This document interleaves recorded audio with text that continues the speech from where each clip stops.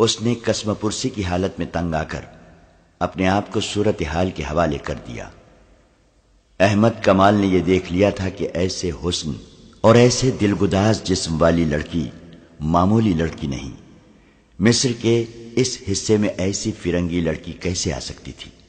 اس نے لڑکی سے پوچھا تو لڑکی نے جواب دیا کہ وہ قافلے سے بچھڑ گئی ہے، آندھی میں گھوڑا بے قابو بے لگام ہو گیا تھا۔ احمد کمال ایسے جواب سے مطمئن نہیں ہو سکتا تھا۔ اس نے 3-4 اور سوال کیے تو لڑکی کے ہونٹ کانپنے لگے۔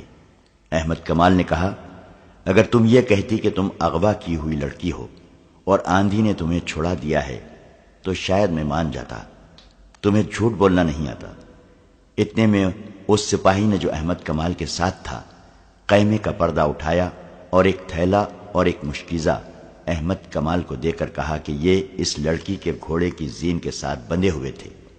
احمد کمال تھیلا کھولنے لگا تو لڑکی نے گھبرا کر تھیلے پر ہاتھ رکھ لیا۔ اس کے چہرے کا رنگ بدل گیا۔ احمد کمال نے تھیلا اسے دے کر کہا، لو، خود کھول کر دکھا دو۔ لڑکی کی زبان جیسے گنگ ہو گئی تھی۔ اس نے بچوں کے انداز سے تھیلا پیٹ پیچھے کر لیا۔ احمد کمال نے کہا، یہ تو ہو نہیں سکتا کہ میں تمہیں کہہ دوں کہ چلی جاؤ، مجھے کوئی حق نہیں پہنچتا کہ تمہیں روکوں، لیکن ایک ایسی لڑکی کو جو آبادیوں سے دور اکیلی گھوڑے پر بے ہوشی کی حالت میں بھٹکتی ہوئی پائی گئی ہے، اسے میں اکیلا چھوڑ نہیں سکتا۔ یہ میرا انسانی فرض ہے۔ مجھے اپنا ٹھکانہ بتا دو، میں تمہیں اپنے سپاہیوں کے ساتھ حفاظت سے پہنچا دوں گا۔ اگر نہیں بتاؤ گی تو تمہیں مشتبہ لڑکی سمجھ کر قاہرہ اپنی حکومت کے پاس بھیج دوں گا۔ تم مصری نہیں ہو، تم سوڈانی نہیں ہو۔ لڑکی کے آنسو بہنے لگے۔ وہ جس مصیبت سے گزر کر آئی تھی اس کی دہشت اور ہولناکی اس پر پہلے ہی غالب تھی۔ اس نے تھیلا احمد کمال کے آگے پھینک دیا۔ احمد نے تھیلا کھولا تو اس میں سے کچھ کھجوریں، 2-4 چھوٹی موٹی عام سی چیزیں نکلی اور ایک تھیلی نکلی۔ یہ کھولی تو اس میں سے سونے کے بہت سے سکے اور ان میں سونے کی باریک سی زنجیر کے ساتھ چھوٹی سی سیاہ لکڑی کا سلیب نکلی۔ احمد کمال اس سے یہی سمجھ سکا کہ لڑکی عیسائی ہے۔ اسے غالباً معلوم نہیں تھا کہ جو عیسائی مسلمان کے خلاف لڑنے کے لیے صلیبی لشکر میں شامل ہوتا ہے وہ ایک سلیب پر حلف اٹھاتا ہے اور چھوٹی سی ایک سلیب ہر وقت اپنے پاس رکھتا ہے۔ احمد کمال نے اس سے کہا، اس تھیلے میں میرے سوال کا جواب نہیں۔ اگر میں یہ سارا سونا تمہیں دے دوں تو میری مدد کرو گے؟ لڑکی نے پوچھا۔ کیسی مدد؟ مجھے فلسطین پہنچا دو، لڑکی نے جواب دیا، اور مجھ سے کوئی سوال نہ پوچھو۔ میں فلسطین تک بھی پہنچا دوں گا لیکن سوال ضرور پوچھوں گا۔ اگر مجھ سے کچھ بھی نہ پوچھو تو اس کا الگ انعام دوں گی۔ وہ کیا ہوگا؟ گھوڑا تمہیں دے دوں گی، لڑکی نے جواب دیا، اور 3 دنوں کے لیے مجھے اپنی لونڈی سمجھ لو۔ احمد کمال نے اس سے پہلے ہاتھ میں کبھی اتنا سونا نہیں اٹھایا تھا اور اس نے ایسا حیران کن حسن اور جسم بھی نہیں دیکھا تھا۔ اس نے اپنے سامنے پڑے ہوئے سونے کی چمکتے ہوئے ٹکڑوں کو دیکھا، پھر لڑکی کے ریشم جیسے بالوں کو دیکھا جو سونے کے تاروں کی طرح چمک رہے تھے، پھر اس کی آنکھوں کو دیکھا جن میں وہ طلسماتی چمک تھی جو بادشاہوں کو ایک دوسرے کا دشمن بنا دیا کرتی ہے۔ وہ تنومن مرد تھا، کماندار تھا، ان دستوں کا حاکم تھا جو سرحد پر پہرا دے رہے تھے۔ اسے روکنے، پوچھنے اور پکڑنے والا کوئی نہ تھا، مگر اس نے سکے تھیلی میں ڈالے، سلیب بھی تھیلی میں رکھی اور تھیلی لڑکی کی گود میں رکھ دی۔ کیوں؟ لڑکی نے پوچھا۔ یہ قیمت تھوڑی ہے؟ بہت تھوڑی، احمد کمال نے کہا۔ ایمان کی قیمت خدا کے سوا کوئی نہیں دے سکتا۔ لڑکی نے کچھ کہنا چاہا لیکن احمد کمال نے اسے بولنے نہ دیا اور کہا، میں اپنا فرض اور اپنا ایمان فروخت نہیں کر سکتا۔ سارا مصر میرے اعتماد پر آرام کی نیند سوتا ہے۔ 3 مہینے گزرے، سوڈانیوں نے قاہرہ پر حملہ کرنے کی کوشش کی تھی۔ اگر میں یہاں نہ ہوتا اور اگر میں ان کے ہاتھ اپنا ایمان فروخت کر دیا ہوتا تو یہ لشکر قاہرہ میں داخل ہو کر تباہی برپا کر دیتا۔ تم مجھے اس لشکر سے زیادہ خطرناک نظر آتی ہو۔ کیا تم جاسوس نہیں ہو؟ نہیں۔ تم یہی بتا دو کہ تمہیں آندھی نے کسی ظالم کے پنجے سے بچایا ہے یا تم آندھی سے بچ کر نکلی ہو؟ لڑکی نے بے معنی سا جواب دیا تو احمد کمال نے کہا، مجھے تمہارے متعلق یہ جاننے کی ضرورت نہیں کہ کون ہو اور کہاں سے آئی ہو۔ میں کل تمہیں قاہرہ کے لیے روانہ کر دوں گا۔ وہاں ہمارا جاسوسی اور سراغ رسانی کا ایک محکمہ ہے، وہ جانے اور تم جانو، میرا فرض پورا ہو جائے گا۔ اگر اجازت دو تو میں اس وقت ذرا سا آرام کر لوں۔ لڑکی نے کہا، کل جب قاہرہ کے لیے مجھے روانہ کرو گے تو شاید تمہارے سوالوں کا جواب دے دوں۔ لڑکی رات بھر کی جاگی ہوئی اور دن کے ایسے خوفناک سفر کی تھکی ہوئی تھی، لیٹی اور سو گئی۔ احمد کمال نے دیکھا کہ وہ نیند میں بڑبڑاتی تھی، بے چینی میں سر ادھر ادھر مارتی تھی اور ایسے پتہ چلتا تھا جیسے خواب میں رو رہی ہو۔ احمد کمال نے اپنے ساتھیوں کو بتا دیا کہ یہ ایک مشکوک فرنگی لڑکی پکڑی گئی ہے جسے کل قاہرہ بھیجا جائے گا۔ اس کے ساتھی احمد کمال کے کردار سے واقف تھے، کوئی بھی ایسا شک نہیں کر سکتا تھا کہ اس نے لڑکی کو بدنیتی سے اپنے خیمے میں رکھا ہے۔ اس نے لڑکی کا گھوڑا دیکھا تو وہ حیران ہوا کیونکہ گھوڑا اعلیٰ نسل کا تھا، اور جب اس نے زین دیکھی تو اس کے شکوک رفع ہو گئے۔ زین کے نیچے مصر کی فوج کا نشان تھا۔ یہ گھوڑا احمد کمال کی اپنی فوج کا تھا۔ حبشیوں نے آندھی کی وجہ سے تعاقب ترک کر دیا تھا، وہ واپس زندہ پہنچ گئے تھے۔ پروہت نے فیصلہ دے دیا تھا کہ لڑکیاں آندھی میں ماری گئی ہوں گی، لہذا تعاقب میں کسی کو بھیجنا بیکار ہے۔ وقت بھی بہت گزر گیا تھا، لیکن رجب پر آفت نازل ہو رہی تھی۔ اس سے حبشی بار بار یہی ایک سوال پوچھتے تھے، لڑکیاں کہاں ہیں؟ اور وہ قسمیں کھا کھا کر کہتا تھا کہ مجھے معلوم نہیں۔ حبشیوں نے اسے اذیتیں دینی شروع کر دیں، تلوار کی نوک سے اس کے جسم میں زخم کرتے اور اپنا سوال دہراتے تھے۔ حبشیوں نے اس کے ساتھیوں کو بھی درختوں کے ساتھ باندھ دیا اور ان کے ساتھ بھی یہی ظالمانہ سلوک کرنے لگے۔ رجب کو خدا اپنی قوم اور اپنے ملک سے غداری کی سزا دے رہا تھا۔ رات کو بھی اسے نہ کھولا گیا، اس کا جسم چھلنی ہو گیا تھا۔ احمد کمال کے خیمے میں لڑکی سوئی ہوئی تھی، وہ سورج غروب ہونے سے پہلے جاگی تھی۔ احمد کمال نے اسے کھانا کھلایا تھا، اس کے بعد وہ پھر سو گئی تھی۔ اس سے 2-3 قدم دور احمد کمال سویا ہوا تھا۔ رات گزرتی جا رہی تھی، خیمے میں دیا جل رہا تھا۔ اچانک لڑکی کی چیخ نکل گئی، احمد کمال کی آنکھ کھل گئی۔ لڑکی بیٹھ گئی تھی، اس کا جسم کانپ رہا تھا، چہرے پر گھبراہٹ تھی۔ احمد کمال اس کے قریب ہو گیا، لڑکی تیزی سے سرک کر اس کے ساتھ لگ گئی اور روتے ہوئے بولی، ان سے بچاؤ، وہ مجھے مگرمچھوں کے آگے پھینک رہے ہیں، وہ میرا سر کاٹنے لگے ہیں۔ کون؟ وہ بھدے حبشی، لڑکی نے ڈرے ہوئے لہجے میں کہا۔ وہ یہاں آئے تھے۔ احمد کمال کو حبشیوں کی قربانی کا علم تھا، اسے شک ہوا کہ اسے شاید قربان کرنے کے لیے لے جایا جا رہا تھا۔ اس نے لڑکی سے پوچھا تو لڑکی نے بازو احمد کمال کے گلے میں ڈال دیے، کہنے لگی، مت پوچھو، میں خواب دیکھ رہی تھی۔ احمد کمال دیکھ رہا تھا کہ وہ تو بہت ہی ڈری ہوئی ہے۔ اس نے اسے تسلیہ دی اور یقین دلایا کہ یہاں اسے اٹھانے کے لیے کوئی نہیں آئے گا۔ لڑکی نے کہا، میں سو نہیں سکوں گی، تم میرے ساتھ باتیں نہیں کر سکتے؟ میں اکیلی جاگ نہیں سکوں گی، میں پاگل ہو جاؤں گی۔ احمد کمال نے کہا، میں تمہارے ساتھ جاگتا رہوں گا۔ اس نے لڑکی کے سر پر ہاتھ پھیر کر کہا، جب تک میرے پاس ہو تمہیں ڈرنے کی ضرورت نہیں۔ اس نے اس پر عمل بھی کر کے دکھایا۔ لڑکی کے ساتھ اس نے حبشیوں کے متعلق یا اس کے متعلق کوئی بات نہ کی، نہ پوچھی۔ اسے ترکی اور مصر کی باتیں سناتا رہا۔ لڑکی اس کے ساتھ لگی بیٹھی تھی۔ احمد کمال کا لب و لہجہ شگفتہ تھا۔ اس نے لڑکی کا خوف دور کر دیا اور لڑکی سو گئی۔ لڑکی کی آنکھ کھلی تو صبح طلوع ہو رہی تھی۔ اس نے دیکھا کہ احمد کمال نماز پڑھ رہا تھا، وہ اسے دیکھتی رہی۔ احمد کمال نے دعا کے لیے ہاتھ اٹھائے اور آنکھیں بند کر لیں۔ لڑکی اس کے چہرے پر نظریں جمائے بیٹھی رہی۔ احمد کمال فارغ ہوا تو لڑکی نے پوچھا، تم نے خدا سے کیا مانگا تھا؟ بدی کے مقابلے کی ہمت۔ احمد کمال نے جواب دیا، تم نے خدا سے کبھی سونا اور خوبصورت بیوی نہیں مانگی؟ یہ دونوں چیزیں خدا نے بغیر مانگے مجھے دے دی تھی۔ احمد کمال نے کہا، لیکن ان پر میرا کوئی حق نہیں۔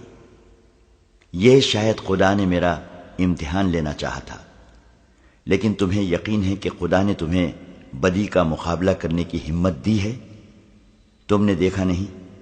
احمد کمال نے جواب دیا، تمہارا سونا اور تمہارا حسن مجھے اپنی راہ سے ہٹا نہیں سکے۔ یہ میری کوشش اور اللہ کی دین ہے۔ کیا خدا گناہ معاف کر دیا کرتا ہے؟ لڑکی نے پوچھا۔ ہاں، ہمارا خدا گناہ معاف کر دیا کرتا ہے، احمد کمال نے جواب دیا، شرط یہ ہے کہ گناہ بار بار نہ کیا جائے۔ لڑکی نے سر جھکا لیا۔ احمد کمال نے جب اس کی سسکیاں سنی تو اس کا چہرہ اوپر اٹھایا، وہ رو رہی تھی۔ لڑکی نے احمد کمال کا ہاتھ پکڑ لیا اور اسے کئی بار چوما۔ احمد کمال نے اپنا ہاتھ کھینچ لیا۔ لڑکی نے کہا، آج ہم جدا ہو جائیں گے، تم مجھے قاہرہ بھیج دو گے، میں اب آزاد نہیں ہو سکوں گی۔ میرا دل مجبور کر رہا ہے کہ تمہیں بتا دوں کہ میں کون ہوں اور کہاں سے آئی ہوں، پھر تمہیں بتاؤں گی کہ میں اب کیا ہوں۔ ہماری روانگی کا وقت ہو گیا ہے، احمد کمال نے کہا، میں خود تمہارے ساتھ چلوں گا۔ میں اتنی نازک اور اتنی خطرناک ذمہ داری کسی اور کو نہیں سونپ سکتا۔ یہ نہیں سنو گے کہ میں کون ہوں اور کہاں سے آئی ہوں؟ اٹھو، احمد کمال نے کہا، یہ سننا میرا کام نہیں۔ وہ خیمے سے باہر نکل گیا۔ کچھ دیر بعد قاہرہ کی سمت 6 گھوڑے جا رہے تھے۔ ایک پر احمد کمال تھا، اس کے پیچھے دوسرے گھوڑے پر لڑکی تھی، اس کے پچھلے پہلو بے پہلو 4 گھوڑے محافظوں کے تھے، اور ان کے پیچھے ایک اونٹ جس پر سفر کا سامان، پانی اور خوراک وغیرہ تھی جا رہا تھا۔ قاہرہ تک کم و بیش 36 گھنٹوں کا سفر تھا۔ لڑکی نے 2 مرتبہ اپنا گھوڑا اس کے پہلو میں کر لیا، اور دونوں مرتبہ احمد کمال نے اس سے کہا کہ وہ اپنا گھوڑا اس کے اور 2 محافظوں کے درمیان رکھے۔ اس کے سوا اس نے لڑکی کے ساتھ کوئی اور بات نہ کی۔ سورج غروب ہونے کے بعد احمد کمال نے قافلے کو روک لیا اور پڑاؤ کا حکم دیا۔ رات لڑکی کو احمد کمال نے اپنے خیمے میں سلایا۔ اس نے دیا جلتا رکھا۔ وہ گہری نیند سویا ہوا تھا۔ اس کی آنکھ کھل گئی۔ کسی نے اس کے ماتھے پر ہاتھ پھیرا تھا۔ اس نے لڑکی کو اپنے پاس بیٹھے دیکھا۔ لڑکی کا ہاتھ اپنے ماتھے پر تھا۔ احمد کمال تیزی سے اٹھ کر بیٹھ گیا۔ اس نے دیکھا کہ لڑکی کے آنسو بہ رہے تھے۔ اس نے احمد کمال کا ہاتھ اپنے دونوں ہاتھوں میں لیا اور اسے چوم کر بچوں کی طرح بلک بلک کر رونے لگی۔ احمد کمال اسے دیکھتا رہا۔ لڑکی نے آنسو پوچھ کر کہا، میں تمہاری دشمن ہوں، تمہارے ملک میں جاسوسی کے لیے اور تمہارے بڑے بڑے حاکموں کو آپس میں ٹکرانے کے لیے اور صلاح الدین ایوبی کے قتل کا انتظام کرنے کے لیے فلسطین سے آئی ہوں، لیکن اب میرے دل سے دشمنی نکل گئی ہے۔ کیوں؟ احمد کمال نے کہا، تم بزدل لڑکی ہو، اپنی قوم سے غداری کر رہی ہو، سولی پر کھڑے ہو کر بھی کہو کہ میں صلیب پر قربان ہو رہی ہوں۔ اس کی وجہ سن لو۔ اس نے کہا، تم پہلے مرد ہو جس نے میرے حسن اور میری جوانی کو قابل نفرت چیز سمجھ کر ٹھکرایا ہے، ورنہ کیا اپنے اور کیا بیگانے مجھے کھلونا سمجھتے رہے۔ میں نے بھی اپنی زندگی کا مقصد سمجھا کہ مردوں کے ساتھ کھیلو، دھوکے دو اور عیش کرو۔ میری تربیت ہی اسی مقصد کے تحت ہوئی تھی جسے تم لوگ بے حیائی کہتے ہو۔ وہ میرے لیے ایک فن ہے، ایک ہتھیار ہے۔ مجھے نہیں معلوم کہ مذہب کیا ہے اور خدا کے احکام کیا ہیں، صرف صلیب ہے جس کے متعلق مجھے بچپن میں ذہن نشین کرایا گیا تھا کہ یہ خدا کی دی ہوئی نشانی ہے، اور یہ عیسائیت کی عظمت کی علامت ہے، اور یہ کہ ساری دنیا پر حکمرانی کا حق صرف صلیب کے پجاریوں کو حاصل ہے، اور یہ کہ مسلمان صلیب کے دشمن ہیں۔ انہیں اگر زندہ رہنا ہے تو صلیبیوں کے قدموں میں رہ کر زندہ رہیں۔ میں انہی چند باتوں کو اپنی مذہب کی بنیادی اصول سمجھتی رہی۔ مجھے مسلمانوں کی جڑیں کاٹنے کی تربیت دی گئی۔ تو اسے بھی مذہبی فریضہ کہا گیا۔ کیا تم اپنے ایک سالار رجب کو جانتے ہو؟ لڑکی نے پوچھا۔ وہ خلیفہ کے محافظ دستوں کا سالار ہے، احمد نے کہا۔ وہ بھی سوڈانیوں کے حملے والی سازش میں شامل تھا۔ اب کہاں ہے؟ معلوم نہیں، احمد کمال نے کہا۔ مجھے صرف یہ حکم ملا ہے کہ رجب فوج سے بھگوڑا ہو گیا ہے، جہاں کہیں نظر آئے اسے پکڑو، اور بھاگے تو تیر مارو اور اسے ختم کر دو۔ میں بتاؤں وہ کہاں ہے؟ لڑکی نے کہا۔ وہ سوڈان میں حبشیوں کے پاس ہے، وہاں ایک خوشنما جگہ ہے، وہاں حبشی لڑکیوں کو دیوتا کے آگے قربان کرتے ہیں۔ جب وہاں ہے، میں جانتی ہوں وہ فوج کا بھگوڑا ہے۔ ہم 3 لڑکیاں اس کے ساتھ فلسطین سے آئی تھیں، باقی 2 کہاں ہیں؟ لڑکی نے آہ بھری اور کہا، وہ مر گئی ہیں، انہی کی موت نے مجھے بدل ڈالا ہے۔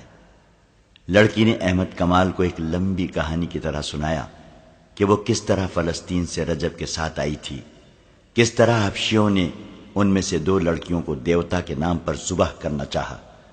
رجب انہیں بچا نہ سکا، کس طرح وہ وہاں سے بھاگی، اور راستے میں 2 لڑکیاں کس طرح آندھی میں ماری گئی۔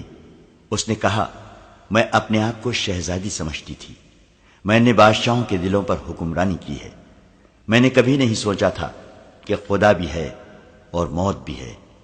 مجھے گناہوں میں ڈبو دیا گیا اور میں ڈوبتی چلی گئی۔ عجیب لذت تھی اس ڈوبنے میں، مگر مجھے وہ مگرمچھ دکھائے گئے جن کے آگے ذبح کی ہوئی لڑکیوں کے جسم پھینکے جاتے ہیں۔ مگرمچھ پانی کے کنارے سوئے ہوئے تھے، ان کے بھدے اور مکروہ جسم دیکھ کر میں کانپ گئی۔ وہ میرے اس جسم کو جس نے بادشاہوں کے سر جھکائے تھے، ان مگرمچھوں کی خوراک بنانا چاہتے تھے۔ میں نے وہ بدصورت سیاہ کالے حبشی دیکھے جو میرا سر میرے جسم سے الگ کرنے کے لیے آ گئے تھے۔ موت کے پردوں کی آواز مجھے سنائی دینے لگی تھی، میری رگ رگ بیدار ہو گئی، میرے اندر سے مجھے آواز سنائی دی۔ اپنے حسن اور اتنے دلنشین جسم کا انجام دیکھ ہم جان کی بازی لگا کر اپنے گھر سے نکلی تھی۔ ہمیں یہ کہہ کر رجب کے ساتھ فلسطین سے بھیجا گیا تھا کہ یہ شخص ہماری حفاظت کرے گا، لیکن اس شخص نے میرے ساتھ دست درازی کی۔ ہم وہاں سے بھاگی، آندھی میں گھوڑے بے قابو ہو کر بھاگ اٹھے، ہمارے لیے صحرا میں کوئی پناہ نہ تھی۔ ہم آندھی اور گھوڑوں کے رحم و کرم پر تھیں۔ پہلے ایک لڑکی گری، میں نے اسے گھوڑے کے نیچے آتے دیکھا، پھر دوسری لڑکی گھوڑے سے گری تو پاؤں رکاب میں پھنس جانے کی وجہ سے گھوڑے نے اسے 2 میل زیادہ فاصلے تک گھسیٹا۔ اس کی چیخیں میرا جگر چاک کر رہی تھی۔ میں اب بھی اس کی چیخیں سن رہی ہوں، جب تک زندہ رہوں گی یہ چیخیں سنتی رہوں گی۔ پھر وہ لڑکی لاش بن گئی۔ میرا گھوڑا ساتھ ساتھ دوڑا آ رہا تھا مگر میرے قابو میں نہیں تھا۔ وہ لڑکی بھی اپنے گھوڑے کے ساتھ پیچھے رہ گئی۔ میں اب اکیلی تھی۔ مجھے خدا نے ان 2 لڑکیوں کو مار کر بتا دیا تھا کہ میرا انجام کیا ہوگا۔ وہ مجھ سے بھی زیادہ خوبصورت اور شوخ تھی، ان میں حسن کا غرور بھی تھا۔ انہوں نے بھی بادشاہوں کو انگلیوں پر نچایا تھا، مگر ایسی بھیانک موت مری کہ کسی کو خبر تک نہ ہوئی۔ اب وہ ریت کی گمنام قبروں میں دفن ہو گئی ہیں۔ میں اکیلی رہ گئی۔ آندھی کے زناٹے موت کے قہقہے بن گئے۔ مجھے اپنے سر کے اوپر آگے پیچھے دائیں اور بائیں چڑیلیں، بدروہیں، بھوت اور موت کے قہقہے سنائی دے رہے تھے۔ میں بدھو اور بیوقوف لڑکی نہیں ہوں، دماغ روشن ہے۔ میں نے جان لیا کہ خدا مجھے گناہوں کی سزا دے رہا ہے۔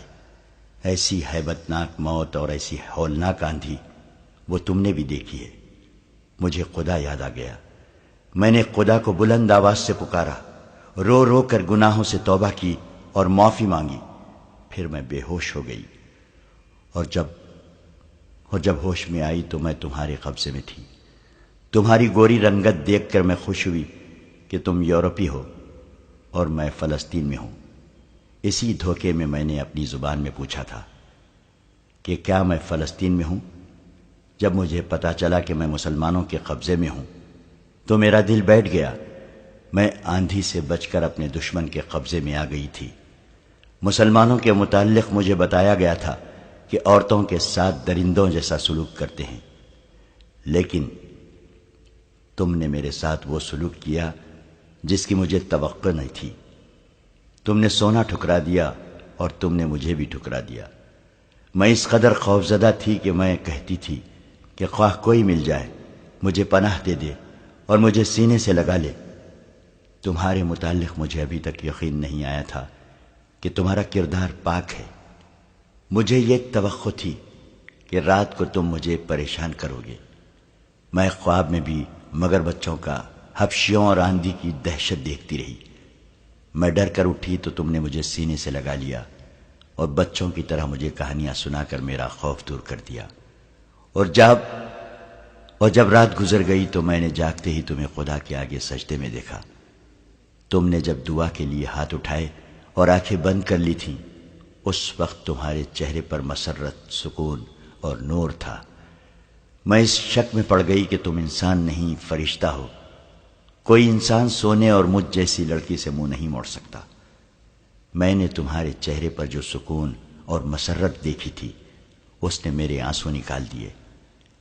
میں تم سے پوچھنا چاہتی تھی کہ یہ سکون تمہیں کس نے دیا ہے؟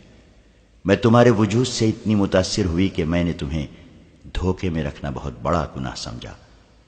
میں تمہیں یہ کہنا چاہتی تھی کہ میں تمہیں اپنے متعلق ہر ایک بات بتا دوں، اس کے عوض مجھے یہ کردار اور یہ سکون دے دو اور میرے دل سے وہ دہشت اتار دو جو مجھے بڑی ہی تلخ اذیت دے رہی ہے۔ مگر تم نے میری بات نہ سنی۔ تمہیں فرض عزیز تھا۔ اس نے احمد کمال کے دونوں ہاتھ پکڑ لیے اور کہا، تم شاید اسے بھی دھوکہ سمجھو، لیکن میرے دل کی بات سن لو۔ میں تم سے جدا نہیں ہو سکوں گی۔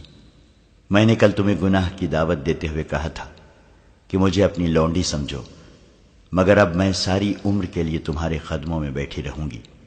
مجھے اپنی لونڈی بنا لو اور اس کے عوض مجھے وہ سکون دے دو جو میں نے نماز کے وقت تمہارے چہرے پر دیکھا تھا۔ میں تمہیں بالکل نہیں کہوں گا کہ تم مجھے دھوکہ دے رہی ہو۔ احمد کمال نے کہا، میری مجبوری یہ ہے کہ میں اپنی قوم کو اور اپنی فوج کو دھوکہ نہیں دے سکتا۔ تم میرے پاس امانت ہو، میں خیانت نہیں کر سکتا۔ میں نے تمہارے ساتھ جو سلوک کیا وہ میرا فرض تھا۔ یہ فرض اس وقت ختم ہوگا جب میں تمہیں متعلقہ محکمے کے حوالے کر دوں گا اور وہ مجھے حکم دے گا کہ احمد کمال تم واپس چلے جاؤ۔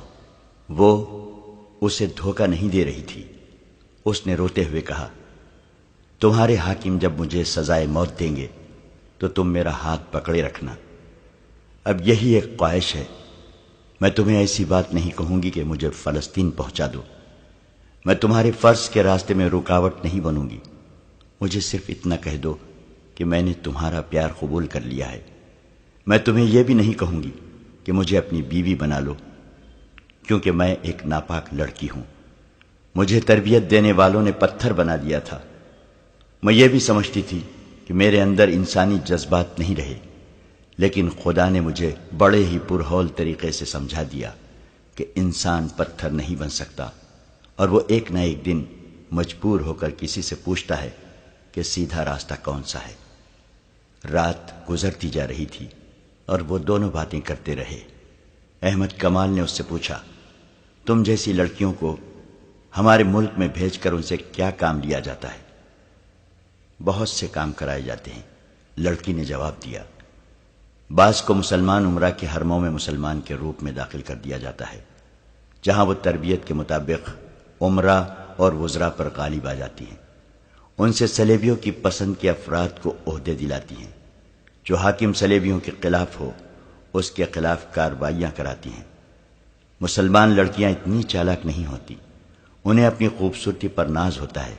وہ حرموں کے لیے منتخب تو ہو جاتی ہیں، لیکن ایک عیسائی یا یہودی لڑکی انہیں بیکار کر کے اپنا غلام بنا لیتی ہے۔ اس وقت تک اسلامی حکومت کے امیروں اور وزیروں اور قلعہ داروں کی آدھی تعداد کے فیصلے میری قوم کے حق میں ہوتے ہیں۔ لڑکیوں کا ایک گروہ اور بھی ہے۔ یہ لڑکیاں اسلامی نام سے مسلمانوں کی بیویاں بن جاتی ہیں۔ ان کا کام یہ ہے کہ اچھے درجے کے مسلمان گھرانوں کی لڑکیوں کے دماغ اور کردار خراب کرتی ہیں، ان کے لڑکوں کو بدی کے راستے پر ڈالتی ہیں اور شریف گھرانوں کی لڑکیاں اور لڑکوں کے معاشقے کراتی ہیں۔ مجھ جیسی سلیبی لڑکیاں چوری چھپے تمہارے ایسے حاکموں کے پاس آتی ہیں جو ہمارے ہاتھ میں کھیل رہے ہوتے ہیں۔ ان حاکموں کو سونے کے سکوں کی صورت میں معاوضہ ملتا رہتا ہے۔ وہ مجھ جیسی لڑکیوں کو حفاظت میں ایسے طریقے سے رکھتے ہیں جن سے ان پر ذرا سا شک بھی نہیں ہوتا۔ یہ لڑکیاں اعلیٰ درجے کے حاکموں کے درمیان رقابت اور غلط فہمیاں پیدا کرتی اور صلاح الدین ایوبی اور نور الدین زنگی کے خلاف ناپسندیدگی پیدا کرتی ہیں۔ مجھے 2 لڑکیوں کے ساتھ اسی کام کے لیے رجب کے حوالے کیا گیا تھا۔ وہ اسے صلیبیوں کی درپردہ کارروائیوں اور مسلمانوں کی ایمان فروشی کی تفصیل سناتی رہی۔ احمد کمال سنتا رہا۔ دوسرے دن سورج غروب ہونے سے بہت پہلے یہ قافلہ قاہرہ پہنچ گیا۔ احمد کمال علی بن سفیان کے پاس گیا اور اسے لڑکی کے متعلق تمام تر رپورٹ دے کر لڑکی اس کے حوالے کر دی۔ اس نے یہ بھی بتایا کہ رجب حبشیوں کے پاس ہے اور اس نے اس جگہ کو اڈا بنا رکھا ہے جہاں حبشی لڑکی کی قربانی دیا کرتے تھے۔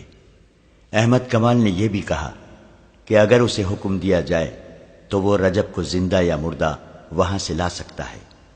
علی بن سفیان نے ایسا حکم نہ دیا کیونکہ اس مقصد کے لیے اس کے پاس تربیت یافتہ فوجی تھے۔ احمد کمال نے وہ طریقہ بتا دیا جس سے رجب تک پہنچا جا سکتا تھا۔ اس نے یہ طریقہ لڑکی کی سنائی ہوئی باتوں کے مطابق سوچا تھا۔ علی بن سفیان پہلے ہی ایک پارٹی سوڈان بھیج چکا تھا۔ اس نے لڑکی سے تفتیش کرنے سے پہلے 4 نہایت ذہین کماندار بلائے اور انہیں احمد کمال کے حوالے کر کے حکم دیا کہ اس کے مطابق وہ سوڈان فوراً چلے جائیں اور رجب کو لانے کی کوشش کریں۔ اس نے احمد کمال کو واپسی سے پہلے آرام کے لیے بھیج دیا اور لڑکی کو اپنے پاس بلا لیا۔ لڑکی سے اس نے پہلا سوال کیا تو لڑکی نے جواب دیا کہ احمد کمال میرے سامنے بیٹھا رہے گا تو جو پوچھو گے بتا دوں گی، ورنہ زبان نہیں کھولوں گی، قاہ جلات کے حوالے کر دو۔ علی بن سفیان نے احمد کمال کو بلا کر اس کے سامنے بٹھا دیا۔ لڑکی نے مسکرا کر بولنا شروع کر دیا۔ اس نے کچھ بھی نہ چھپایا اور آخر میں کہا، مجھے سزا دینی ہے تو میری ایک آخری خواہش پوری کر دو۔ میں احمد کمال کے ہاتھ سے مرنا چاہتی ہوں۔ اس نے تفصیل سے سنا دیا کہ وہ احمد کمال کی مرید کیوں بن گئی ہے۔ علی بن سفیان نے لڑکی کو قید میں ڈالنے کی بجائے احمد کمال کی تحویل میں رہنے دیا اور سلطان ایوبی کے پاس چلا گیا۔ اسے لڑکی کا سارا بیان سنایا۔ اس نے کہا، آپ کا معتمد فیض الفاطمی ہمارا دشمن ہے، لڑکیوں کو اس کے پاس آنا تھا۔ سلطان ایوبی کا فوری رد عمل یہ تھا، وہ جھوٹ بکتی ہے، تمہیں گمراہ کر رہی ہے۔ فیض الفاطمی ایسا حاکم نہیں۔ امیر محترم، آپ بھول گئے ہیں کہ وہ فاطمی ہیں۔ علی بن سفیان نے کہا، آپ شاید یہ بھی بھول گئے ہیں کہ فاطمی اور فدائیوں کا گہرا رشتہ ہے، یہ لوگ آپ کے وفادار ہو ہی نہیں سکتے۔ سلطان ایوبی گہری سوچ میں کھو گیا۔ وہ غالباً سوچ رہا تھا کہ کس پر بھروسہ کرے۔ کچھ دیر بعد اس نے کہا، علی، میں تمہیں یہ اجازت نہیں دوں گا کہ فیض الفاطمی کو گرفتار کر لو۔ کوئی ایسی ترکیب کرو کہ وہ جرم کرتا پکڑا جائے۔ میں اسے موقع پر پکڑنا چاہتا ہوں اور یہ موقع پیدا کرنا تمہارا کام ہے۔ وہ جنگ جیسے اہم شعبے کا حاکم ہے، سلطنت کے جنگی راز اس کے پاس ہیں۔ مجھے بہت جلدی یہ ثبوت چاہیے کہ وہ ایسے گھناؤنے جرم کا مجرم ہے یا نہیں۔ علی بن سفیان سراغ رسانی کا ماہر تھا۔ خدا نے اسے دماغ ہی ایسا دیا تھا کہ اس نے ایک ترکیب سوچ لی اور سلطان ایوبی سے کہا، لڑکی جن مراحل سے گزر کر آئی ہے ان کی دہشت نے اس کا دماغ معوف کر دیا ہے اور وہ احمد کمال کے لیے جذباتی ہو گئی ہے، کیونکہ اس شخص نے اسے دہشت سے بچایا اور ایسا سلوک کیا کہ لڑکی اس کے بغیر بات ہی نہیں کرتی۔ مجھے امید ہے کہ میں اسی لڑکی کو استعمال کر سکوں گا۔ کوشش کر دیکھو، سلطان ایوبی نے کہا، لیکن یاد رکھو، میں واضح ثبوت اور شہادت کے بغیر تمہیں اجازت نہیں دوں گا کہ فیض الفاطمی کو گرفتار کر لو۔ مجھے ابھی تک یقین نہیں آ رہا ہے کہ وہ بھی دشمن کے ہاتھوں میں کھیل رہا ہے۔ علی بن سفیان لڑکی کے پاس گیا اور اسے اپنا مدعا بتایا۔ لڑکی نے کہا احمد کمال کہے تو میں آگ میں بھی کود جاؤں گی۔ احمد کمال نے اس سے کہا جیسے یہ کہتے ہیں ویسے کر دو، ان کی بات سمجھ لو۔ اس کا مجھے کیا انعام ملے گا؟ لڑکی نے پوچھا۔ تمہیں پوری حفاظت سے فلسطین کے قلعے شوبک میں پہنچا دیا جائے گا۔ علی بن سفیان نے کہا اور یہاں تمہیں پوری عزت سے رکھا جائے گا۔ نہیں، لڑکی نے کہا یہ انعام بہت تھوڑا ہے، مجھے منہ مانگا انعام دو، میں اسلام قبول کر لوں گی اور احمد کمال میرے ساتھ شادی کر لے۔ احمد کمال نے صاف انکار کر دیا۔ علی بن سفیان اسے باہر لے گیا۔ احمد کمال نے کہا کہ یہ بے شک اسلام قبول کر لے، لیکن میں اسے پھر بھی اسلام کا دشمن سمجھوں گا۔ علی بن سفیان نے اس سے کہا ملک اور قوم کی سلامتی کی خاطر تمہیں یہ قربانی دینی ہوگی۔ احمد کمال مان گیا۔ اس نے اندر جا کر لڑکی سے کہا میں چونکہ تمہیں ابھی تک بے اعتبار لڑکی سمجھ رہا ہوں، اس لیے شادی سے انکار کیا ہے۔ اگر تم ثابت کر دو کہ تمہارے دل میں میرے مذہب کے لیے قربانی کا جذبہ ہے تو میں تمام عمر تمہارا غلام رہوں گا۔ لڑکی نے علی بن سفیان سے کہا کہو مجھے کیا کرنا ہے، میں یہ بھی دیکھ لوں گی کہ مسلمان اپنے وعدے کے کتنے پکے ہوتے ہیں۔ میری ایک شرط یہ بھی ہے کہ احمد کمال میرے ساتھ رہے گا۔ علی بن سفیان نے اس کی یہ شرط بھی مان لی اور اپنے ایک اہلکار کو بلا کر احمد کمال اور لڑکی کے لیے رہائش کے انتظام کا حکم دے دیا۔ اس نے دروازہ بند کر لیا اور لڑکی کو احمد کمال کی موجودگی میں بتانے لگا کہ اسے کیا کرنا ہے۔ تیسرے دن علی بن سفیان کے بھیجے ہوئے آدمی حبشیوں کی اس مقدس جگہ پہنچ گئے جہاں سے لڑکیاں بھاگی تھیں اور جہاں رجب حبشیوں کا قیدی تھا۔ یہ 6 آدمی تھے اور سب اونٹوں پر سوار تھے۔ انہوں نے بھیس نہیں بدلا تھا، وہ مصری فوج کے لباس میں تھے۔ ان کے پاس برچھیاں، تیر کمان اور تلواریں تھیں۔ انہیں احمد کمال نے لڑکیوں کی رویداد سنا دی تھی۔ اس کے مطابق علی بن سفیان نے سارا طریقہ کار سمجھا دیا تھا۔ وہ پہاڑی خطے کے اندر گئے جسے پہاڑیوں نے قلعہ بنا رکھا تھا۔ ایک برچھی نہ جانے کہاں سے آئی اور ان کے سامنے زمین میں گڑ گئی۔ اس کا مطلب یہ تھا کہ رک جاؤ، تم گھیرے میں ہو۔ وہ رک گئے۔ حبشی پروہت سامنے آیا، اس کے ساتھ 3 حبشی تھے جن کے پاس برچھیاں تھیں۔ حبشی نے انہیں خبردار کیا کہ وہ اس کے چھپے ہوئے تیر اندازوں کی زد میں ہیں۔ اگر انہوں نے کوئی غلط حرکت کی تو ان میں سے کوئی بھی زندہ نہیں رہے گا۔ سب نے اپنے ہتھیار حبشیوں کے آگے پھینک دیے اور اونٹوں سے اتر آئے۔ ان کے قائد نے حبشی پروہت سے ہاتھ ملا کر کہا ہم تمہارے دوست ہیں، محبت لے کے آئے ہیں، تمہاری محبت بھی لے جائیں گے۔ کیا تم نے تینوں لڑکیوں کی قربانی دے دی ہے؟ ہم نے کسی لڑکی کی قربانی نہیں دی، پروہت نے غصے سے جواب دیا۔ تم کیوں پوچھتے ہو؟ ہم مصری فوج کے باغی ہیں، جماعت کے قائد نے جواب دیا۔ ہم تمہاری اس فوج کے سپاہی ہیں جو مسلمانوں سے تمہارے دیوتا کی توہین کا انتقام لے گی۔ ہمیں تمہارے آدمیوں نے بتایا تھا کہ انہیں شکست اس لیے ہوئی ہے کہ لڑکی کی قربانی نہیں دی جا سکی۔ ہم رجب کے ساتھ تھے، ہم نے اس سے کہا تھا کہ ہم 3 فرنگی لڑکیاں اغوا کر کے لائیں گے اور ایک کی بجائے 3 لڑکیاں قربان کریں گے اور دیوتا کے مگرمچھوں کو کھلائیں گے۔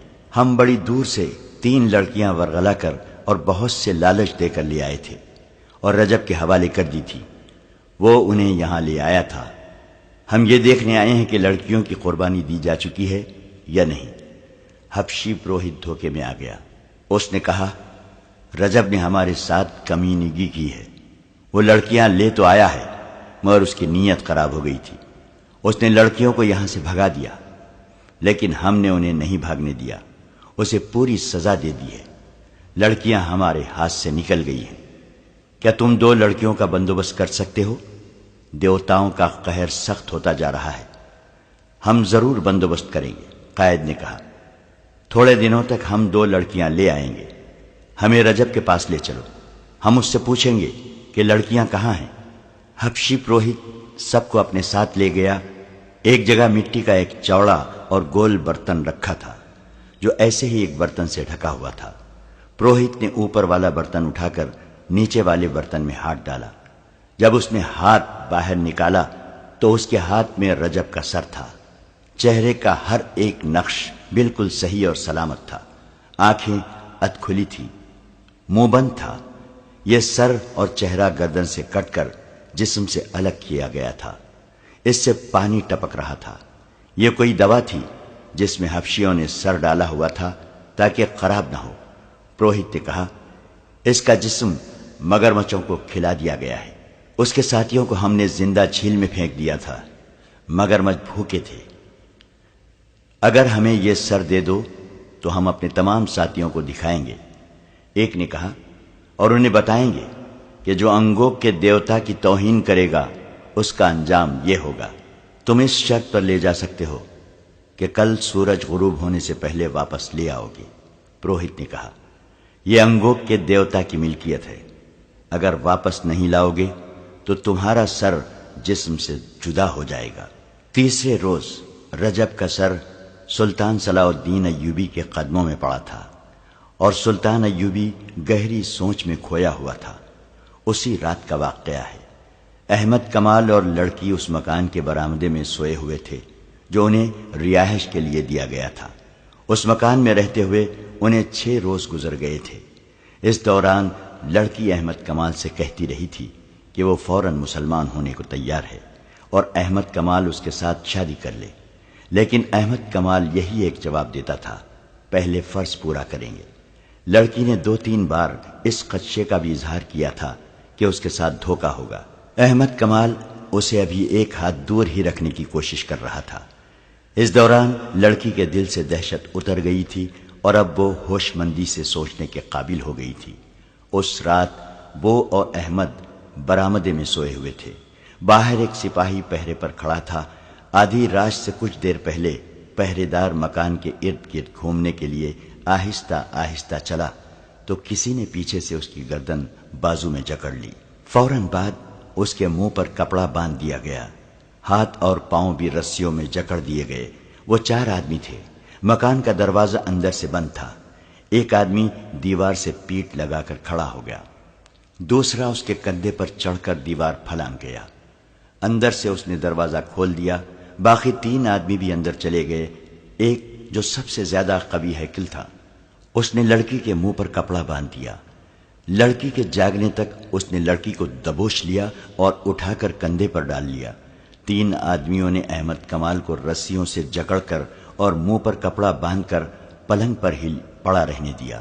اسے مزاحمت کی مہلت ہی نہ ملی۔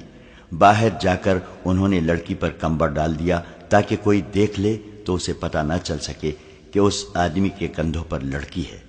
شہر سے 4-5 میل دور فرعونوں کے وقتوں کے ایک بہت ہی وسیع و عریض بھول بھلیوں جیسی عمارت کے کھنڈر تھے۔ ان کے متعلق لوگ بہت سی ڈراؤنی باتیں کیا کرتے تھے۔ عمارت کے اندر ایک بلند چٹان ہے۔ اس چٹان کو کاٹ کر بہت سے کمرے اور ان کمروں کے نیچے بھی کمرے بنے ہوئے تھے۔ ان کے اندر وہی جا کر واپس آ سکتا تھا جو ان سے واقف تھا۔ بہت مدت سے کسی نے ان کھنڈروں کے اندر جانے کی جرت نہ کی تھی۔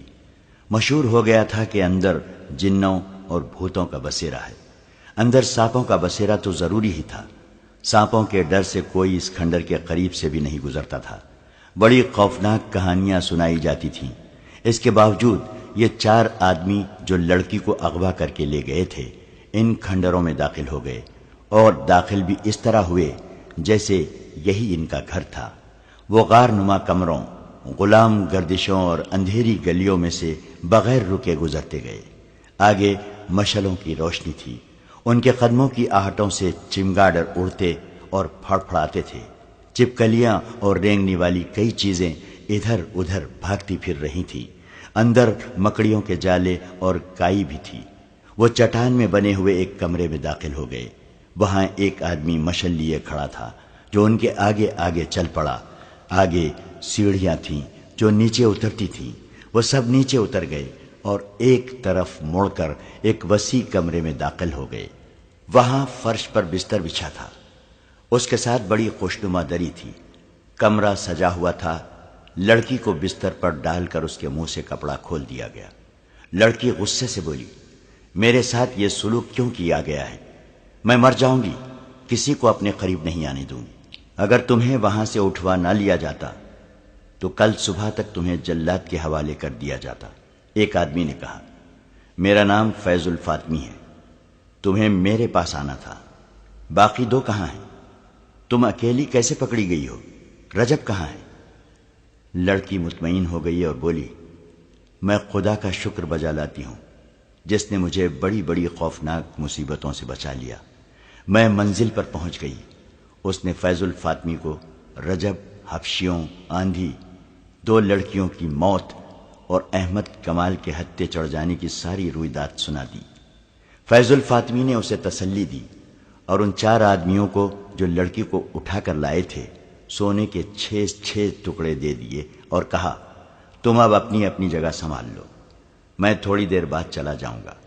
یہ لڑکی 3-4 روز یہیں رہے گی، میں رات کو آیا کروں گا، باہر جب اس کی تلاش ختم ہو جائے گی تو اسے لے جاؤں گا۔ 4 آدمی چلے گئے اور کھنڈر کے چاروں طرف ایسی جگہوں پر بیٹھ گئے جہاں سے باہر نظر رکھی جا سکتی تھی۔ فیض الفاطمی کے ساتھ ایک ہی آدمی رہ گیا جو مصری فوج کا کماندار تھا۔ اندر فیض الفاطمی اپنی کامیابی پر بہت خوش تھا اور 2 لڑکیوں کی موت کا اسے غم بھی تھا۔ اسے رجب کے انجام کا بھی ابھی علم نہیں تھا۔ اس نے کہا، رجب کو وہاں سے نکالنا ضروری ہے۔ اس نے علی بن سفیان اور صلاح الدین ایوبی کے قتل کا کچھ انتظام کیا تھا جس کا مجھے ابھی علم نہیں کہ کیا تھا۔ اس نے غالباً فدائیوں سے معاملہ طے کیا ہے۔ یہ دونوں قتل اب بہت ضروری ہو گئے ہیں۔ اب ہمیں کوئی نیا منصوبہ بنانا ہے۔ میں دوسرے ساتھیوں سے بات کر کے تمہیں کل بتاؤں گا۔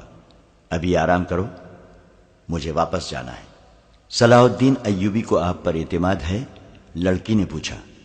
اتنا زیادہ کہ اپنی ذاتی باتوں میں بھی مجھ سے مشورہ لیتا ہے، فیض الفاطمی نے جواب دیا۔ مجھے پتا چلا ہے کہ اعلیٰ حکام میں صلاح الدین ایوبی کے وفاداروں کی تعداد بہت زیادہ ہے، لڑکی نے کہا، اور فوج بھی اس کی وفادار ہے۔ یہ صحیح ہے، کماندار جو وہاں موجود تھا بولا۔ اس کا سراغ رسانی کا محکمہ بہت ہوشیار ہے، جہاں کوئی سر اٹھاتا ہے اس کی نشاندہی ہو جاتی ہے۔ اعلیٰ حکام میں 2 اور ہیں جو صلاح الدین ایوبی کے خلاف کام کر رہے ہیں، ان کے نام آپ کو محترم فیض الفاطمی بتا سکیں گے۔ فیض الفاطمی نے دونوں نام بتا دیے اور مسکرا کر لڑکی سے کہا، تمہیں اعلیٰ سطح پر ہی کام کرنا ہے، صرف 2 حکام کے درمیان خلیش پیدا کرنی ہے اور 2 کو زہر دینا ہے جو تم آسانی سے دے سکو گی، مگر اب مشکل یہ پیدا ہو گئی ہے کہ تمہیں کسی محفل میں نہیں لے جا سکیں گے۔ تم پردہ نشین مسلمان لڑکی کے بھیس میں کام کرو گی، ورنہ پکڑی جاؤ گی۔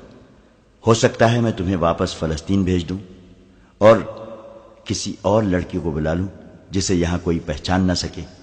میرا گروہ بہت ذہین اور سرگرم ہے۔ یہ سالاروں سے نیچے کمانداروں کی سطح کا گروہ ہے۔ یہ 4 آدمی جو تمہیں اتنی دلیری سے اٹھا لائے ہیں اسی گروہ کے افراد ہیں۔ ہم نے ایوبی کی فوج میں بے اطمینانی پھیلانی شروع کر دی ہے۔ قوم اور فوج کو ایک دوسرے سے متنفر کرنا ضروری ہے۔ اس وقت صورتحال یہ ہے کہ شامی اور ترک فوجی مصری عوام میں اپنے اچھے سلوک، کردار اور لڑنے کے جذبے کی بدولت بہت مقبول ہیں اور عزت کی نگاہ سے دیکھے جاتے ہیں۔ سوڈانیوں کو شکست دے کر انہوں نے شہریوں کے دلوں میں عزت کا اضافہ کر لیا ہے۔ ہمیں فوج کی اس عزت کو مجروح کرنا ہے، سالاروں اور دیگر فوجی حکام کو رسوا کرنا ہے۔ اس کے بغیر ہم صلیبیوں اور سوڈانیوں کی کوئی مدد نہیں کر سکتے۔ باہر کا حملہ ناکام رہے گا، فوج اسے کامیاب نہیں ہونے دے گی، قوم فوج کا ساتھ دے گی۔ اگر اس وقت ایک طرف سے صلیبی اور دوسری طرف سے سوڈانی حملہ کر دیں تو قوم اور فوج مل کر قاہرہ کو ایسا قلعہ بنا دے گی جسے فتح کرنا ناممکن ہوگا۔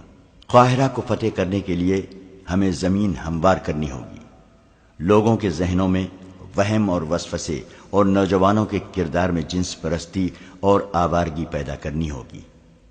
مجھے بتایا گیا تھا کہ یہ کام 2 سال سے ہو رہا ہے، لڑکی نے کہا۔ خاصی کامیابی بھی ہوئی ہے، فیض الفاطمی نے کہا۔ بدکاری میں اضافہ ہو گیا ہے، مگر صلاح الدین ایوبی نے ایک تو نئے مدرسے کھول دیے ہیں اور دوسرے مسجدوں میں خطبے سے خلیفہ کا نام نکل کر کوئی اور ہی رنگ پیدا کر دیا ہے۔ اور لڑکوں کو عسکری تعلیم دینی شروع کر دی ہے۔ بات یہیں تک پہنچی تھی کہ ان 4 آدمیوں میں سے ایک آیا اور فیض الفاطمی سے کہا، ابھی باہر نہ جانا، کچھ گڑبڑ ہے۔ فیض الفاطمی گھبرایا، اس آدمی کے ساتھ باہر چلا گیا۔ ایک اونچی جگہ چھپ کر دیکھا، آدھی رات کے پورے چاند نے باہر کے ماحول کو روشن کر رکھا تھا۔ اس نے کہا، تم لوگوں نے بے احتیاطی کی ہے، یہ تو فوج معلوم ہوتی ہے، گھوڑے بھی ہیں، تم چاروں طرف سے دیکھو، میں کدھر سے نکل سکتا ہوں؟ میں دیکھ چکا ہوں۔ اس آدمی نے جواب دیا، یوں نظر آتا ہے جیسے ہم مکمل گھیرے میں ہیں، آپ وہیں چلے جائیں، مشعلیں بجھا دیں، وہاں سے نکلنے کی غلطی نہ کریں، وہاں تک کوئی نہیں پہنچ سکے گا۔ فیض الفاطمی کمانڈروں میں غائب ہو گیا اور یہ آدمی جو پہرا دے رہا تھا بلند جگہ سے اتر کر اندر کو جانے کی بجائے دیواروں کے ساتھ ساتھ چھپتا باہر نکل گیا۔ باہر کا یہ عالم تھا کہ 50 کے قریب پیادہ فوجی تھے اور 20-25 گھوڑ سوار تھے۔ انہوں نے سارے کھنڈر کو گھیرے میں لے لیا تھا۔ یہ پہرے دار ان تک گیا اور ایک فوجی سے پوچھا، علی بن سفیان کہاں ہے؟ اسے بتایا گیا کہ وہ دوڑتا ہوا گیا۔ اس دستے کی کمان علی بن سفیان خود کر رہا تھا، اس کے ساتھ احمد کمال تھا۔ پہرے دار نے انہیں کہا، اندر کوئی ایسا خطرہ نہیں، آپ کے ساتھ 2 آدمی بھی کافی ہیں، میرے ساتھ آئیں۔ یہ پہرے دار ان 4 آدمیوں میں سے تھا جنہوں نے لڑکی کو اغوا کیا تھا۔ علی بن سفیان نے 2 مشعلیں روشن کرائیں، احمد کمال اور 4 عسکریوں کو ساتھ لیا اور 2 کے ہاتھوں میں مشعلیں دی۔ سب نے تلواریں نکال لی اور اس آدمی کے ساتھ کھنڈر میں داخل ہو گئے۔ انہوں نے دیکھا کہ کوئی آدمی کسی طرف سے آیا اور دوڑتا ہوا اندر کی طرف چلا گیا ہے۔ علی بن سفیان کے رہنما نے کہا، یہ ان کا آدمی ہے، وہ اندر والوں کو خبردار کرنے چلا گیا ہے، آپ تیز چلیں۔ وہ سب دوڑ پڑے۔ اگر یہ لوگ رہنما کے بغیر ہوتے تو ان بھول بھلیوں میں بھٹک جاتے یا ڈر کر وہاں سے بھاگ جاتے۔ رہنما کے ساتھ وہ بڑی اچھی رفتار سے جا رہے تھے۔ کسی طرف سے ایک اور آدمی دوڑتا آیا، اس کی انہیں یہ آواز سنائی دی، میں ادھر جا رہا ہوں، تیز چلو۔ یہ رہنما کا ساتھی تھا۔ وہ اس چٹانی کمرے میں پہنچ گئے جس سے سیڑھیاں نیچے اترتی تھیں۔ نیچے سے انہیں آوازیں سنائی دی، ہمارے ساتھ دھوکا ہوا ہے، یہ دونوں ان کے آدمی ہیں۔ پھر تلواریں ٹکرانے کی آوازیں سنائی دی اور یہ آواز بھی آئی، اسے بھی ختم کر دو، یہ گواہی نہ دے سکے۔ علی بن سفیان اور احمد کمال مشعل برداروں کے پیچھے دوڑتے پھلانگتے نیچے اترے۔ اس کمرے میں پہنچے تو وہاں خون بہہ رہا تھا۔ لڑکی پیٹ پر دونوں ہاتھ رکھے بیٹھی ہوئی تھی۔ فیض الفاطمی کے ساتھ جو کماندار تھا وہ اور ایک اور آدمی فیض الفاطمی اور ایک پہرے دار سے لڑ رہے تھے۔ علی بن سفیان نے فیض الفاطمی کو للکارا۔ فیض الفاطمی نے جب اپنے خلاف بہت سی تلواریں دیکھی تو اس نے تلوار پھینک دی۔ احمد کمال نے دوڑ کر لڑکی کو سنبھالا، اس کا پیٹ چاک ہو چکا تھا۔ احمد کمال نے فرش پر بچھے ہوئے بستر سے چادر اٹھا کر لڑکی کے پیٹ پر کس کر باندھ دی اور علی بن سفیان سے کہا، مجھے اجازت ہو تو اسے باہر لے جاؤں؟ علی بن سفیان نے اسے اجازت دے دی۔ احمد کمال نے لڑکی کو بازوؤں پر اٹھا لیا، وہ سخت تکلیف میں تھی، پھر بھی اس نے مسکرا کر احمد کمال سے کہا، میں نے اپنا فرض پورا کر دیا ہے، تمہارے مجرم پکڑوا دیے ہیں۔ فیض الفاطمی اور لڑکی کو اغوا کرنے والے 4 میں سے 2 آدمیوں کو گرفتار کر لیا گیا۔ باقی 2 آدمی اور ایک کماندار جو فیض الفاطمی کے ساتھ تھے علی بن سفیان کے آدمی تھے۔ یہ ایک ڈرامہ تھا جو فیض الفاطمی کو موقع پر گرفتار کرنے کے لیے کھیلا گیا تھا۔ لڑکی نے پورا تعاون کیا لیکن زخمی ہو گئی۔ یہ ڈرامہ اس طرح تیار کیا گیا تھا کہ لڑکی سے وہ خفیہ الفاظ معلوم کیے گئے جو اس کے گروہ کو ایک دوسرے کو پہچاننے کے لیے استعمال کرتے ہیں۔ لڑکی نے یہ بھی بتا دیا تھا کہ اسے فیض الفاطمی کے پاس جانا تھا۔ علی بن سفیان نے اپنے 3 ذہین جاسوس استعمال کیے جن میں ایک کماندار کے عہدے کا تھا۔ انہیں خفیہ الفاظ بتائے اور کہا کہ وہ فیض الفاطمی تک رسائی حاصل کریں اور اسے بتائیں کہ 3 میں سے ایک لڑکی یہاں آ گئی ہے لیکن وہ فلاں مکان میں قید ہے جہاں سے اسے نکالا جا سکتا ہے۔ انہیں یہ بھی بتایا گیا کہ وہ فیض الفاطمی کو رجب کا جھوٹا پیغام دیں کہ اس لڑکی کو بچاؤ اور اپنی کارروائیاں تیز کر دو۔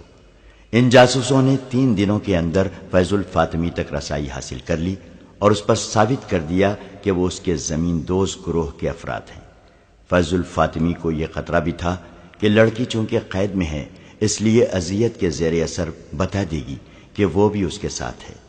فیض الفاطمی کے لیے اپنا تحفظ ضروری تھا، لہذا اس نے لڑکی کے اغوا کا منصوبہ بنایا۔ اس میں اس نے کماندار کو اپنے ساتھ رکھا، 2 آدمی علی بن سفیان کے بھیجے ہوئے اور 2 اپنے ملا کر ان کے سپرد یہ کام کیا کہ وہ لڑکی کو اٹھا لائیں اور کھنڈر میں پہنچا دیں۔ اس کھنڈر کو انہوں نے کچھ عرصے سے اپنا خفیہ اڈا بنا رکھا تھا۔ منصوبہ بن گیا تو علی بن سفیان تک پہنچ گیا۔ 5-6 دنوں میں احمد کمال اور لڑکی کو بتایا گیا کہ وہ برآمدے میں سوئیں گے اور رات کو لڑکی اغوا ہوگی، جس کے خلاف وہ مزاحمت نہیں کریں گے۔ مکان کے باہر ہر وقت ایک سپاہی پہرے پر رہتا تھا۔ اس رات جو آدمی پہرے پر تھا وہ سپاہی نہیں بلکہ علی بن سفیان کے محکمے کا جاسوس تھا۔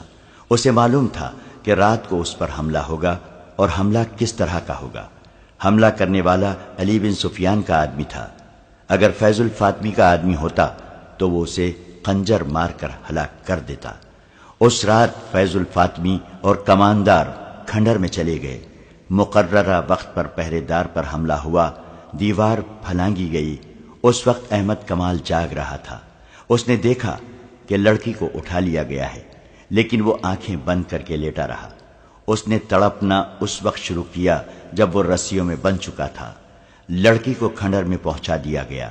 یہ ڈرامہ اس لیے کھیلا گیا تھا کہ فیض الفاطمی نے اغوا کا منصوبہ بنایا اور اس میں اپنے 2 آدمی شامل کر دیے تھے۔ ان پر یہ ظاہر کرنا تھا کہ یہ حقیقی اغوا ہے اور اس میں کوئی دھوکہ فریب نہیں۔ آخر دم تک شک نہ ہوا۔ اغوا کے بعد علی بن سفیان نے پہرے دار اور احمد کمال کی رسیاں کھولی۔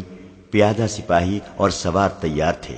تھوڑے سے وقفے کے بعد وہ کھنڈر کی طرف روانہ ہو گئے۔ کھنڈر کو گھیرے میں لے لیا۔ انہیں سب سے پہلے علی بن سفیان کے ہی ایک آدمی نے دیکھا جس نے فیض الفاطمی کو جا کر اطلاع دی۔ اسے باہر لا کر گھیرا دکھایا اور یہ مشورہ دیا کہ وہ اسی کمرے میں چلا جائے۔ اسے ادھر بھیج کر یہ آدمی باہر نکل گیا اور علی بن سفیان اور احمد کمال کو اندر لے گیا۔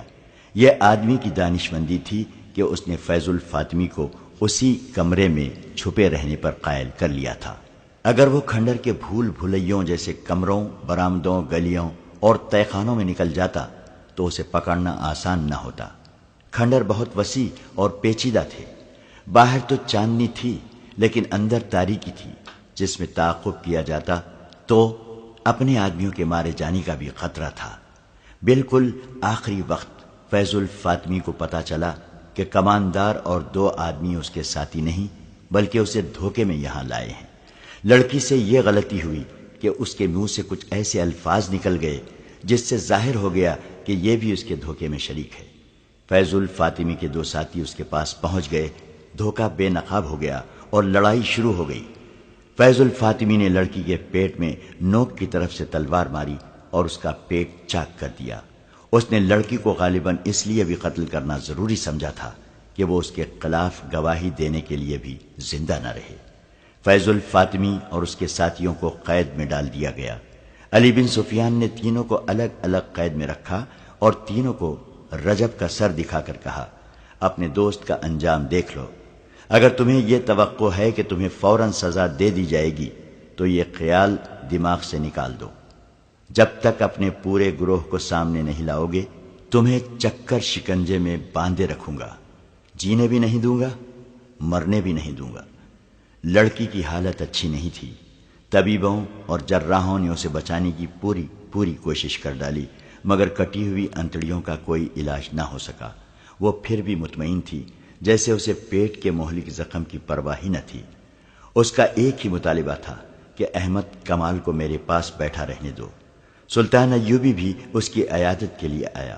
احمد کمال امیر مصر اور اپنی فوج کے سالار اعلیٰ کو دیکھ کر تعظیم کے لیے اٹھا تو لڑکی نے اسے ہاتھ سے پکڑ کر اپنے پاس بٹھا لیا۔ احمد کمال سلطان ایوبی کی موجودگی میں بیٹھ نہیں سکتا تھا۔ آخر سلطان نے اسے لڑکی کے پاس بیٹھنے کی اجازت دے دی۔ سلطان ایوبی نے لڑکی کے سر پر ہاتھ پھیرا اور شفقت سے صحت یابی کی دعا کی۔ تیسری رات احمد کمال لڑکی کے سرہانے بیٹھا ہوا تھا۔ لڑکی نے انوکھے سے لہجے میں پوچھا، احمد تم نے میرے ساتھ شادی کر لی ہے نا؟ میں نے اپنا وعدہ پورا کیا، تم نے اپنا وعدہ پورا کر دیا، خدا نے میرے گناہ بخش دیے ہیں۔ اس کی زبان لڑکھڑانے لگی۔ اس نے احمد کمال کا ہاتھ اپنے دونوں ہاتھوں میں مضبوطی سے پکڑ لیا، مگر گرفت فوراً ڈھیلی پڑ گئی۔ احمد کمال نے کلمہ شریف پڑھا اور لڑکی کو خدا کے سپرد کر دیا۔ دوسرے دن سلطان ایوبی کے حکم کے مطابق لڑکی کو مسلمانوں کے قبرستان میں دفن کر دیا گیا۔ فیض الفاطمی نے اور اس کے ساتھیوں نے صرف 2 دن میں اذیتیں سہیں اور اپنے گروہ کی نشاندہی کر دی۔ ان لوگوں کو بھی پکڑ لیا گیا۔ مراکشی واقع نگار اسد الاسدی نے سلطان ایوبی کے وقت کے ایک کاتب کے حوالے سے لکھا ہے کہ سلطان ایوبی نے جب فیض الفاطمی کی سزائے موت پر دستخط کیے تو سلطان زار و قطار رونے لگا تھا۔